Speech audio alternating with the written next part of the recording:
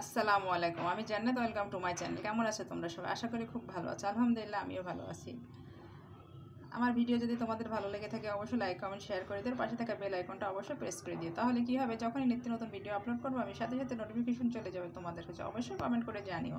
আমি এখন রান্না করবো চাল কুমড়া ভাজি। এই যে ডিম নিয়ে নিয়েছি, ডিমের মধ্যে জিরা গুঁড়া, হলুদ গুঁড়া, একটু গরম মশলার গুঁড়া, একটু ধনিয়া জিরা, আর এই যেখানে কুচিয়ে নিয়েছি দুইটা সবুজ লাল দিয়ে কাঁচামরিচ আর রসুন কুচি, পেঁয়াজ কুচি আর দুইটা শুকনো লঙ্কা, আর এই যে পাঁচফোড়ন। আমি চুলাতে কড়া বসিয়ে দিয়েছি। এখন পরিমাণ মতো তেল দিয়ে দিচ্ছি। বিসমিল্লাহির রহমানির রহিম।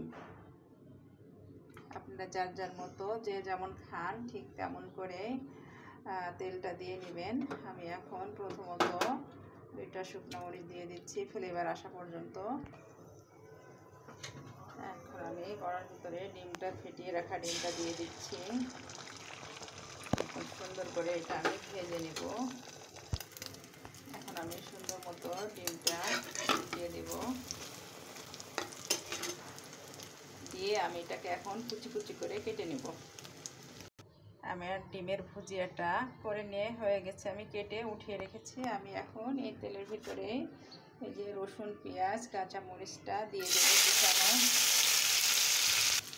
পেঁয়াজ রসুন আর কাঁচামরিচের ভিতরে আমি এই যে মাসকলাইয়ের ডাল দিয়ে দিচ্ছি। একটু দিলে খেতে খুব ভালো স্বাদ আসবে ভাজিটাতে। এটা এখন সুন্দর করে ভেজে নেব। আর এর ভিতরে আমি দিয়ে দিচ্ছি কিছু পাঁচফোড়ন।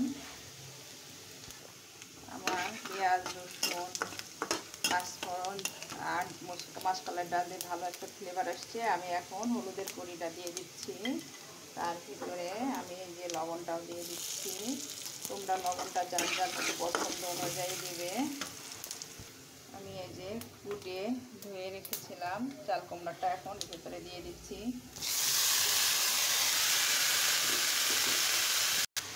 বন্ধুটা আমাদের দেওয়া হয়ে গেছে। আমি এখন এটাকে ঢেকে দেবো 5 মিনিটের জন্য। বন্ধুরা, যদি আমার ভিডিও তোমাদের ভালো লেগে থাকে অবশ্যই লাইক কমেন্ট শেয়ার করে দিও, আর বেশি বেশি করে একটু সাবস্ক্রাইব করে দিও প্লিজ প্লিজ। সবার কাছে অনুরোধ রইলো। আর সবাই অবশ্যই ফুল ভিডিওটা দেখো বন্ধুরা। আমি এই যে সুন্দর মতো এখন ভাজিটা ভেজে নিচ্ছি। কার কার পছন্দ এই চাল কুমড়া ভাজি বলো চালি ভাজি বলো অবশ্যই আমাকে কমেন্ট করে জানিও। কিন্তু এর ভিতরে মাসকলাইয়ের ডাল দিয়েছি, এই যে ডিমের ভুজিয়া দিব। এটা কিন্তু খেতে খুব ভালো লাগে। অবশ্যই তোমরা খাবার খাবে, কিন্তু একটু একটু খাবারের ভিন্নতা আসবে, তাহলে খেতে রুচি লাগবে, খেতে ভালো লাগবে মুখে। অরুচি থাকলেও স্বাদ আসবে। আমি একটু পাঁচফোড়ন দিয়ে দিয়েছি, ডিমের ভিতরে গরম মশলার গুঁড়ি দিয়ে দিয়েছি যেন খেতে অনেক স্বাদ আসে।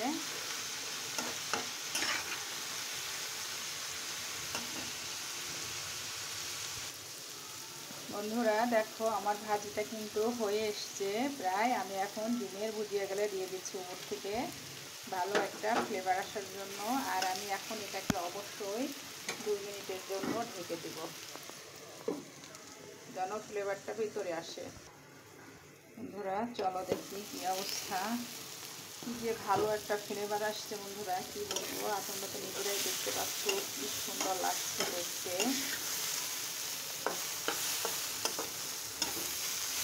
চাল কুমড়া দিয়ে ডিমের ভুজিয়া অবশ্যই অবশ্যই তোমরা বাসায় ট্রাই করো। চলো তোমাদের এখন আমি পরিবেশন করে দেখাই। বন্ধুরা এই যে ডিম চাল কুমড়া মাসকলাইয়ের ডাল দিয়ে আমার একটা সুন্দর মজার রেসিপি তৈরি হয়ে গেছে। অবশ্যই অবশ্যই তোমরা বাসায় ট্রাই করবে, ইনশাল্লাহ তোমাদের খুব খুব ভালো লাগবে। আর এর ভিতরে তো পাঁচফোড়ন দেওয়া আছে, আর তো কোনো কথাই হবে না, সোনাই সোহাগা। অবশ্যই তোমরা এই চাল কুমড়া মাসকলাইয়ের ডাল আর ডিমের ভুজিয়া দিয়ে অবশ্যই একটা ভুজিয়া বানিয়ে খাবে। অবশ্যই অবশ্যই ভাত রুটি পোলাও পরোটা যার সাথে খাও না কেন খুব খুব ভালো লাগে খেতে। মাশাল্লাহ খেতে অনেক স্বাদ হয়েছে, অনেক মজা লেগেছে। আমার ছোট বেবিটা তো অনেক পছন্দ করেছে, তার একটু মুখে দিয়েছি, সে বলছে আম্মু আর একটু দাও। যাক, তোমরা অবশ্যই বাসায় এগুলা তৈরি করে খাবা, তোমাদের ভালো লাগবে। আর সবাই ভালো থাকো, সুস্থ থাকো। আসসালামু আলাইকুম, আল্লাহ হাফেজ।